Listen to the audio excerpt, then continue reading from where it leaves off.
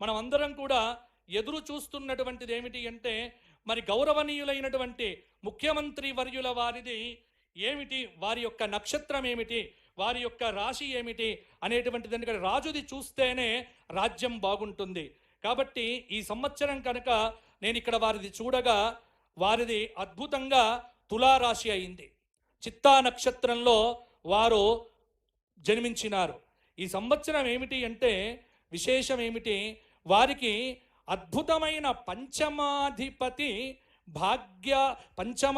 సప్తమాధిపతి వెళ్ళి భాగ్యస్థానంలో ఉన్నటువంటి బుధుడు యొక్క మహాదశ అనేటువంటిది వారి జాతకంలో ప్రారంభమైంది, మొన్ననే ప్రారంభమైంది.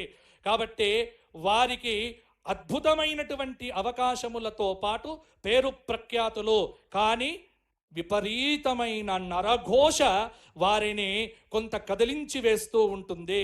కాబట్టి నరఘోష నుంచి వారు దూరం కావటానికి నిరంతరం లక్ష్మీ నరసింహ సేవ, లక్ష్మీ నరసింహ ఆరాధన, కాలభైరవ అష్టక స్తోత్ర పారాయణాదులో తులారాశి వారు చెయ్యాలి. ఎందుకోసమంటే తులారాశి వారికి ఈ సంవత్సరము అద్భుతమైనటువంటి ఫలితాలు కలగబోతూ ఉన్నాయి.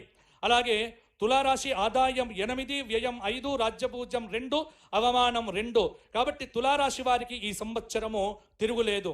వృశ్చిక రాశి ఆదాయం 14, వ్యయం 11, రాజ్యపూజ్యం 5, అవమానం 2.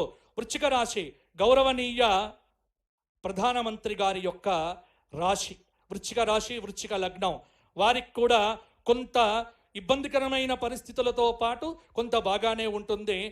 వీరికి వృశ్చిక రాశి వారు ఈ సంవత్సరం మధ్యస్థ ఫలితాలనే పొందబోతూ ఉన్నారు. ధనుస్సు రాశి